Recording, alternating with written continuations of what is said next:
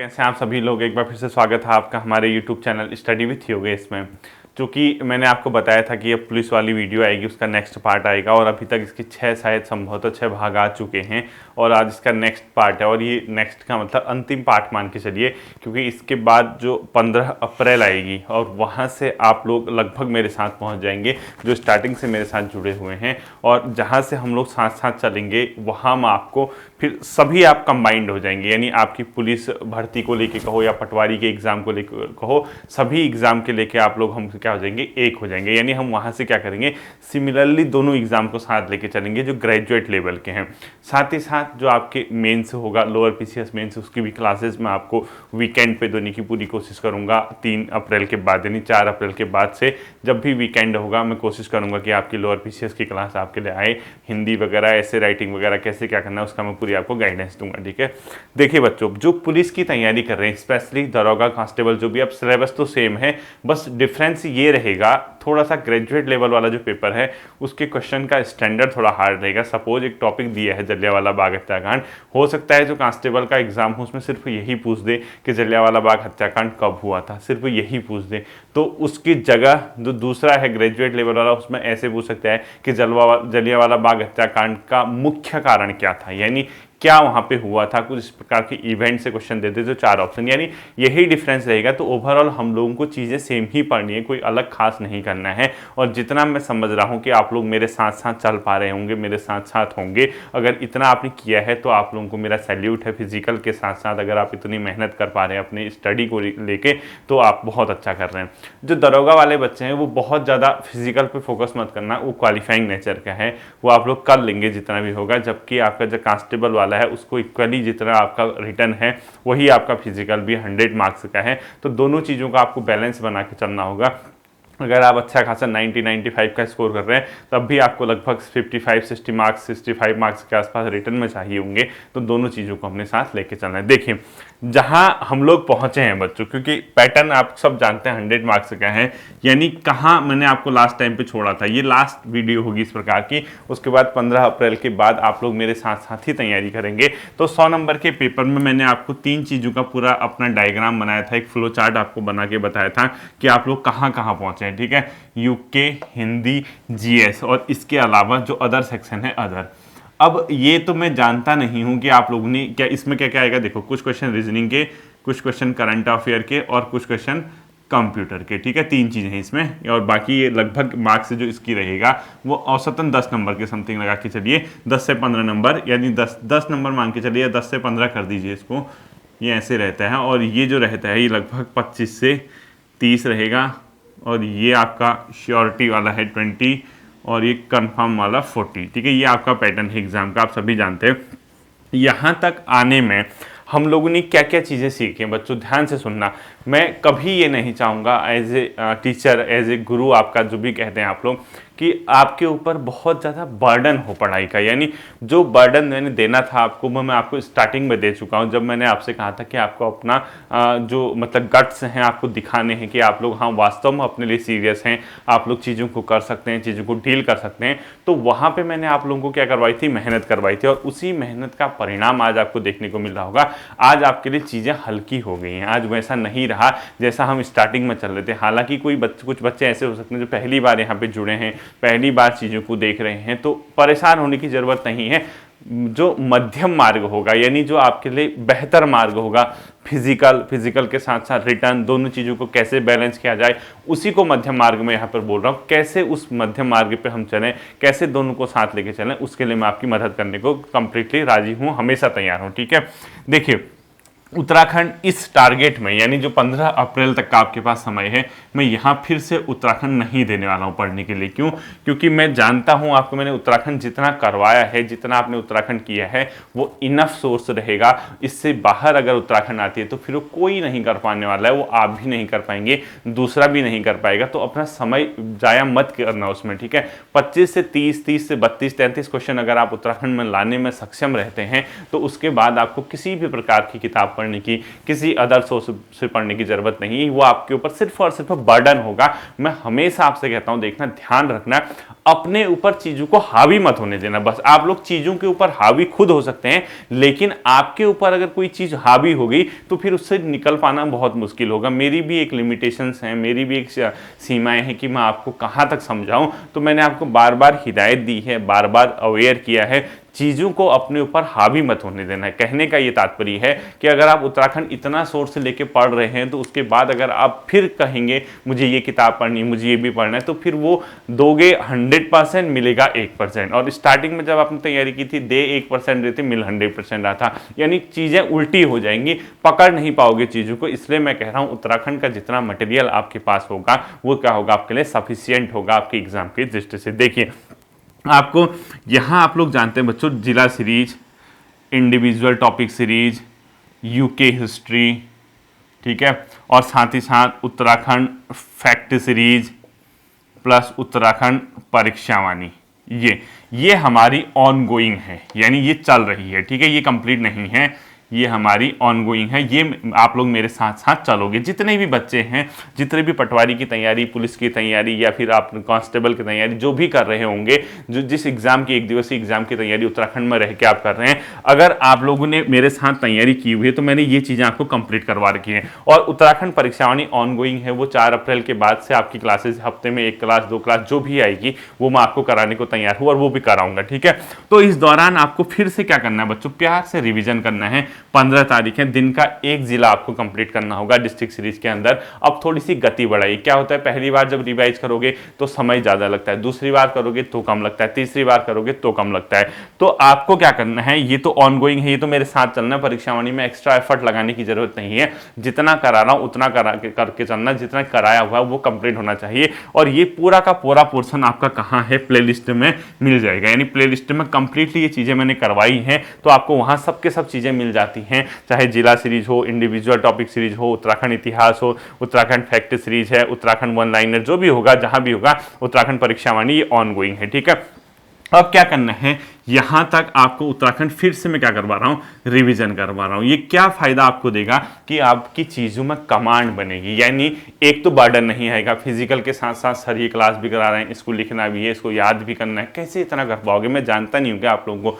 आपका जब फिजिकल हो जाएगा उसके बाद मैं आपको उत्तराखंड में कुछ काम दे सकता हूं, लेकिन फिलहाल के लिए आप सिर्फ और सिर्फ रिवीजन कीजिए। जिसने नहीं किया हुआ है, जो यहां तक नहीं पहुंच पाया है, वो अपना टारगेट को कंप्लीट कीजिए। जल्द से जल्दी कोशिश कीजिए कि आप लोग यहां इस वाले पोर्शन में मेरे साथ पहुंच सकें। ये जब मैं उत्तराखंड परीक्षावाणी कराऊंगा, आप लोग साथ लेके चलना। जिला सीरीज को कैसे रिवीजन करना है, पर डे, यानी हर दिन आपको एक डिस्ट्रिक्ट क्या करना है, कंप्लीट करना है। यानी एक जिला एक दिन कंप्लीट करना होगा। एक दिन का मतलब आधे घंटे में, क्योंकि आपके पास नोट्स बन गए। अब तो आप उसको फटाफट रिवाइज करोगे, समझोगे, आपकी कमांड बनेगी, आपका कॉन्फिडेंस बढ़ेगा। पेपर में आपको पता चल जाएगा, जब आपके इर्द उस जिला सीरीज के या कोई अदर सीरीज के इर्द गिर्द क्वेश्चन आएंगे, तो आप इजीली उसको कैच करने में सक्षम रहेंगे। तो इसीलिए कहते हैं कि रिवीजन बहुत जरूरी है। हमें डाइजेस्ट भी तो करना है। हम लोग पढ़ते गए, डाइजेस्ट ही नहीं हुआ, पढ़ ही नहीं पा रहे, समझ ही नहीं पा रहे, तो फायदा क्या हुआ इस चीज का, ठीक है।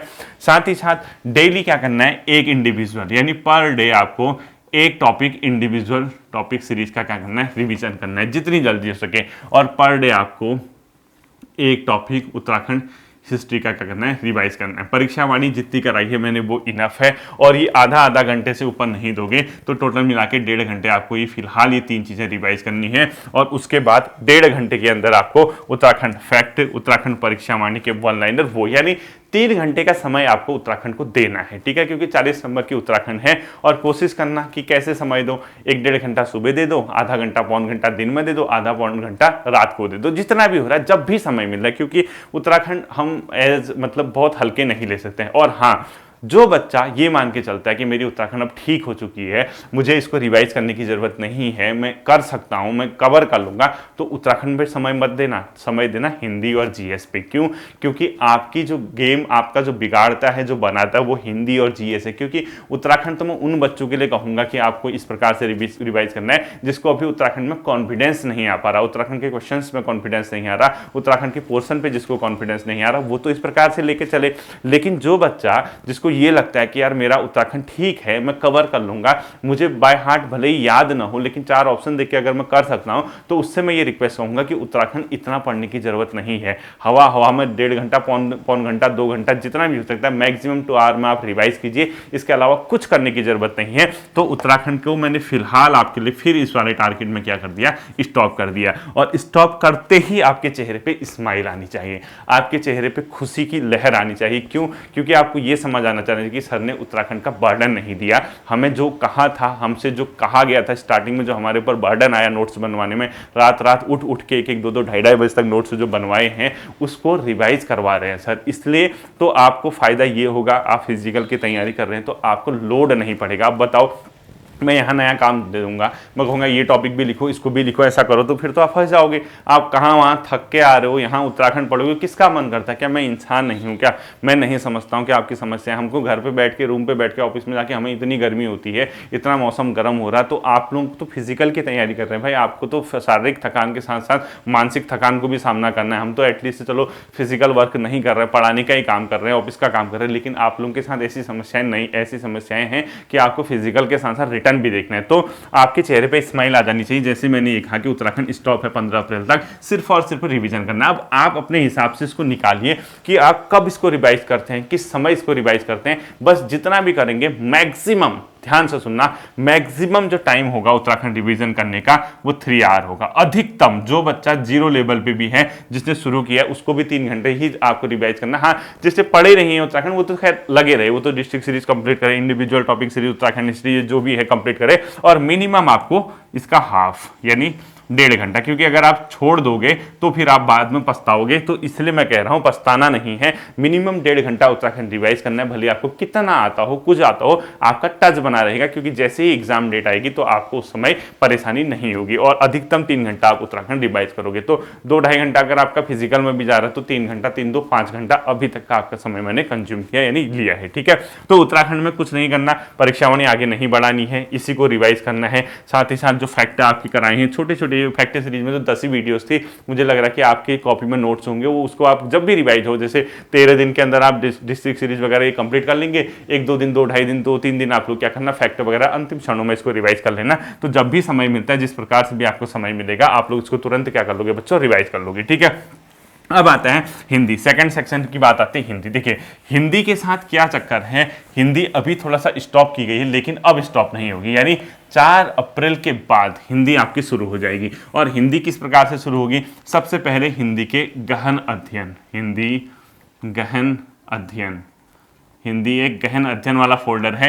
ये तो आपका मैं मान के चल रहा हूँ कंप्लीट होगा, जितना मैंने आपको बता रखा है। ठीक है, और जो मैं बार बार चिल्ला चिल्ला के बोलता था, कुछ चीज़ें ऐसी होती है जो खुद पढ़नी होती हैं, होपफुली विलोम, मुहावरे, वाक्य शुद्ध, ठीक है, या इसके अलावा जो भी होते हैं तत्सम, तद्भव, तत्सम, तद्भव, ये जो चीज़ें हैं ये आप लोग डेली 1-1, 2-2 शब्द देखते होंगे, या पर्यायवाची, होपफुली। ठीक है, ये तो आप देखते होंगे, क्योंकि ये कहीं आपको ये मत कहना किसी से ये पढ़ा दे, ये आपको बच्चों खुद करने हैं, तो शब्दों के अर्थ होते हैं। और ये सबसे बढ़िया इसका तरीका है प्रीवियस ईयर में, यानी जो आए हुए क्वेश्चन होंगे, और स्पेशली अदर स्टेट, उत्तराखंड के अलावा यूपी में, यूपी के हिंदी पेपर, दिल्ली के अंदर कोई होता है, या आपका जो प्रोफेसर वगैरह के जो होते हैं हिंदी के, जहाँ भी क्वेश्चन आते हैं, या MP के अंदर आते हैं, मध्य प्रदेश के अंदर, जहाँ भी प्रीवियस ईयर में क्वेश्चन आएंगे, गूगल कीजिए, कोई किताब ले लीजिए हिंदी प्रैक्टिस की, जिसमें प्रीवियस ईयर पेपर होंगे, यूथ कंपटीशन वगैरह की जो भी आती है वो आप लोग ले लीजिए। जहां आपको ये चीजें मिलती हैं, आप इसको अच्छे से क्या कर लेना, रिवाइज कर लेना। ठीक है, ये तो मैं नहीं बताऊंगा।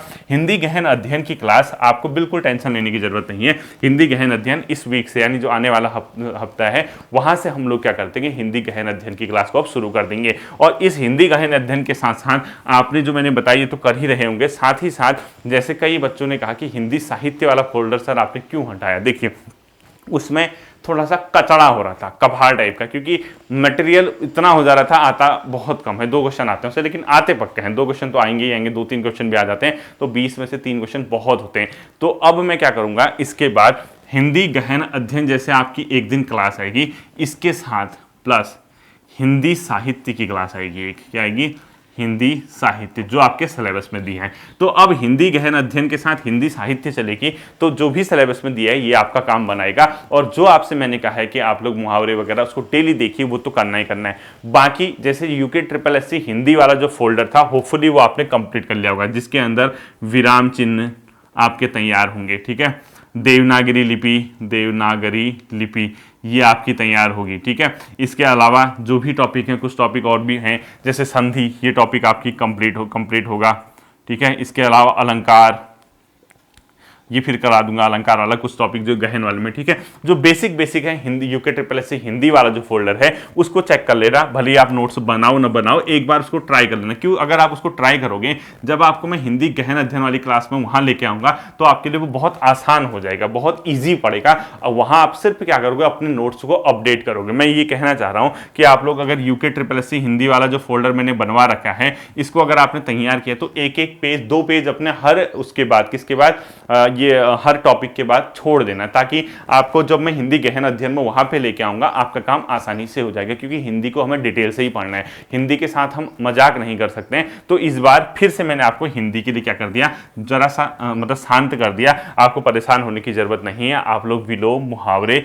वगैरह ये सब चीजें पढ़िए। इसके अलावा जो स्टार्टिंग का पहला चैप्टर है, मोस्ट इंपोर्टेंट रहता है, जिसके अंदर स्वर और व्यंजन वाला चैप्टर है, वो अच्छे से तैयार कर लीजिए। जैसे ही मैं आपका 3 अप्रैल के बाद नेक्स्ट वीक होगी, वहां से आपकी हिंदी की क्लास को मैं स्पीड बढ़वा दूंगा, उसको गियर चेंज करके पहले से 3rd गियर में आ जाएंगे, यानी थोड़ी सी हिंदी की क्लासेस बढ़ जाएंगी। आपके लिए काम आसान होने से मतलब है, ठीक है। अब आता है बच्चों सबसे बड़ी बात, फिलहाल इसको रिवाइज करोगे 15 अप्रैल तक, कुछ भी नहीं पढ़ना है, ठीक है। अब आता है सबसे बड़ी बात जीएस के अंदर। जीएस के अंदर मैंने आपको जो टारगेट दिया था, पॉलिटी होपफुली कंप्लीट होगी, जियोग्राफी होपफुली कंप्लीट होगी, इकोनॉमी होपफुली कंप्लीट होगी, ठीक है। और इसके साथ साथ मैंने कहा था कि ल्यूसेंट एमसीक्यू, यानी ल्यूसेंट की जो एमसीक्यू है, ये भी आप लोगों ने इनकी कर ली होगी। तो जीएस में अगर आपने इतना किया हुआ है, तो आपके कॉन्फिडेंस का लेवल तो मैं जानता हूं, मैं समझ सकता हूं, बहुत ज़्यादा बूस्ट अप कर दिया होगा। अब हो क्या रहा था, यहाँ पे जीएस के लिए थोड़ा सा आपको ध्यान देना होगा, ठीक है। क्योंकि मैं नहीं जानता कि ल्यूसेंट से पढ़ के या ल्यूसेंट के अदर बुक पढ़ के कितना वहाँ पर रहेगा, लेकिन सिलेबस तो हमको देखना ही देखना पड़ेगा, ठीक। अब हो क्या रहा, जीएस में मैं जानता हूँ यही मेरे बच्चे ऐसे हैं जो मेरे से यहाँ पर पढ़ रहे हैं, वो स्टडी विथ योगेश 2.0 में भी जुड़े हुए हैं, ठीक है। स्टडी विथ योगेश 2.0 जो यूट्यूब चैनल है, इस पर भी ये आप लोग जुड़े होंगे। यहाँ मैं क्या कराता हूँ, जो ये सिलेबस है जीएस का, जो भी सिलेबस है, ध्यान से सुनना, इसका डेली आपको क्या मिल रहा, होमवर्क। क्या मिल रहा, डेली होमवर्क मिल रहा। और डेली होमवर्क के साथ साथ आपको क्या देखने को मिल रहा है, वहां पर नेक्स्ट डे उसी टॉपिक के इंपोर्टेंट क्वेश्चन, यानी आप क्या कर रहे हैं, जो मैं होमवर्क दे रहा हूं उसको तैयार कर रहे हैं। नेक्स्ट डे मैं आपके पास आता हूं और आपको उसी टॉपिक के इंपोर्टेंट क्वेश्चन बताता हूं। आपको जो क्वेश्चन नहीं आता वो आप नोट करते हैं, और ये आपका सबसे बड़ा फायदा दे रहा है रिवीजन के तौर पर। यानी एक प्रकार से सिलेबस के अकॉर्डिंग ये रिवीजन हो रहा है, ये नॉर्मल रिवीजन नहीं है, ये सिर्फ और सिर्फ सिलेबस के अकॉर्डिंग रिवीजन है। तो यहां मैं क्या करवाने वाला हूं, जीएस के अंदर आपको सिर्फ और सिर्फ एक काम दूंगा इस वाले पोर्शन पे, क्योंकि आपको ये पहले कंप्लीट कर चुके हैं, पॉलिटी, ज्योग्राफी, इकोनॉमी। यहां आपका जीएस का जो पोर्शन है, इंडियन हिस्ट्री, ये नहीं दिया था मैंने आपको, ठीक है, इंडियन हिस्ट्री। इसके अंदर आपको 3 फोल्डर दिखेंगे। एक दिखेगा आपको एंशिएंट, प्राचीन भारत का इतिहास, एनसीईआरटी महत्वपूर्ण फैक्ट। कुछ क्लासेज आपको मध्यकालीन भारत की दिखेंगी, यानी मेडिवल हिस्ट्री। कुछ क्लासेज आपकी आधुनिक भारत की दिखेंगी, यानी अपने आप में मॉडर्न हिस्ट्री। और मॉडर्न हिस्ट्री के भी कैसे फैक्ट हैं, एनसीईआरटी फैक्ट हैं वो, और कहीं के नहीं है वो, सिर्फ और सिर्फ एनसीईआरटी के फैक्ट हैं। हो सकता है कहीं पे कोई फैक्ट बताने में मिस्टेक हो गई हो, नेक्स्ट वीडियो में या कॉमेंट सेक्शन में जाके चेक कर लेना कहाँ पे कोई फैक्ट अगर मैंने करेक्शन किया होगा, ठीक है। तो आपको इस वाले टारगेट में 15 दिनों के अंदर सिर्फ और सिर्फ इस फोल्डर से क्या पढ़नी है, यहाँ से हिस्ट्री का पोर्शन पढ़ना है, ठीक। जैसे ही आप लोगों की हिस्ट्री कंप्लीट होती है, आप मेरे साथ यहां जुड़ोगे, किसमें, स्टडी विथ योगेश 2.0 में। और अब उसके बाद आपको ये चेक करना है कि आपको कितनी चीजें आती, कितनी नहीं। क्या करोगे, जैसे 15 मिनट इवनिंग का टाइम होता है, ठीक है, मात्र 15 मिनट। पेन नहीं चलानी है, क्या नहीं करना है, पेन नहीं चलानी, यानी आप सुनोगे, ईयरफोन डालोगे, हेडफोन डालोगे, फोन रखोगे, चाय पियोगे, जो भी करते हो, ठीक है। सामने देखो, सर ने जो टॉपिक दिया हमने काम किया, क्या क्या क्वेश्चन बता रहे हैं सर, आपका उससे रिवीजन हो जाएगा। यानी आपके ऊपर जो बर्डन आ रहा है वो मैं अपने ऊपर लेना स्वीकार करूंगा, और आपको उसको रिवीजन के तौर पर सुने रहना है कि कौन सा, जहां पे आपको लगा ये फैक्ट मुझे नहीं आता, तुरंत उसको नोट कर दो। वो मैं सिर्फ और सिर्फ अति महत्वपूर्ण प्रश्न बताता हूं, वहां मैं समझाता नहीं हूं, सिर्फ 15 मिनट आपको टॉपिक के हिसाब से सिलेबस बताता हूं, ठीक है। तो अंतिम चीज ध्यान से देखो, तो ये आपका क्या कर रहा है, जीएस बना रहा है। यानी अब आप मुझे ये बताइए, वास्तव में बच्चों अगर आप तैयारी करते हैं, आप वास्तव में ये मान के चल रहे कि हमें इस बार एग्जाम क्रैक करना है, ये नेगेटिव चीज़ों को अपने ऊपर हावी मत होने देना, ठीक है। मौसम तो लगा रहता है, नींद भी आ रही होगी, थक भी जा रहे हो, समझ रहा हूँ, कोई दिक्कत नहीं, क्या करें बताओ, स्ट्रगल तो करना ही है, झेलना तो हम ही को है, कोई दूसरा तो हमारे बदले झेलेगा नहीं, पढ़ना हम ही को है, क्या करें बताओ, मजबूरियाँ हैं। तो ये जो पोर्शन आपका हो रहा है, इससे आपका क्या तैयार नहीं हो रहा, मुझे एक चीज़ बता दो। उत्तराखंड रिवीजन के तौर पे दे रखी है, क्या क्या पूछेगा बताओ, बाहर का पूछेगा ना, इससे आउट ऑफ सिलेबस पूछेगा, आउट ऑफ मतलब जो हमारी रीच है उससे बाहर का पूछेगा, पूछने दो, क्या फर्क पड़ता है।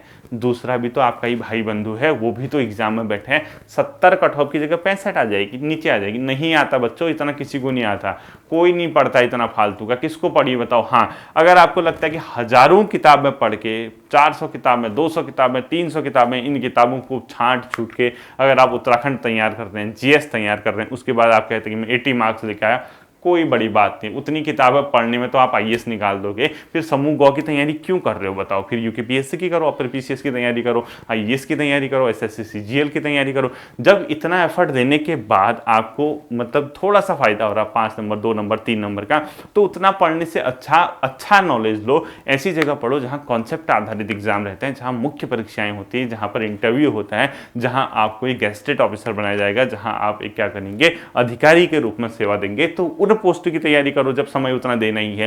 अगर आप सिर्फ ग्रुप सी की तैयारी कर रहे हैं तो इसके लिए स्मार्ट वर्क कीजिए। सोचिए ना कि अगर आउट ऑफ सिलेबस आता है तो फिर सभी के लिए होगा ना, आपके लिए थोड़ा अनोखे थोड़े हैं बताओ यार। तो इतना ही आपको करना है, ज़्यादा नहीं करना है, ठीक है। तो इस माध्यम से अगर आप जीएस बना पा रहे हैं तो मैं मानूंगा कि अगर आपको ये फायदा हो रहा है तो आप 100% मेरी नज़रों में चयन हो चुके हैं, यानी चयनित छात्र है, आपका 100% चयन होगा इतना करने के बाद। अब आता है लास्ट वाला सेक्शन, क्या ये 10 से 15 नंबर का जो अदर सेक्शन है इसके लिए क्या किया जाए। ये भी कई बच्चे पूछते हैं, सर थोड़ा सा इसका भी हिंट दीजिए, थोड़ा हमें ये भी बता दीजिए। देखिए, जब आप पेपर देने जाते हो 10 से 15 नंबर का अदर सेक्शन होता है, क्या रहता है, अदर, ठीक है। अदर के अंदर करंट अफेयर, रीजनिंग और कंप्यूटर, ये 3 चीज, इसके अलावा कुछ नहीं है। करंट अफेयर में भी कुछ क्वेश्चन उत्तराखंड करंट अफेयर के होंगे, तो वो तो उत्तराखंड में ही कवर हो गया, फिर 40 नंबर जो हम गिन रहे हैं वो उसी 40 नंबर का तो हिस्सा है ना। तो ये नो टेंशन, नो टेंशन, ठीक है, यानी कुछ तनाव नहीं देना है। अपर पीसीएस के लिए अभी मैंने करंट अफेयर की वीडियोस दी थी, तो आपको लगता है नहीं कि ग्रुप सी के लिए मैं 2-3 क्वेश्चन आते हैं जो बता पाऊंगा आपको एग्जाम।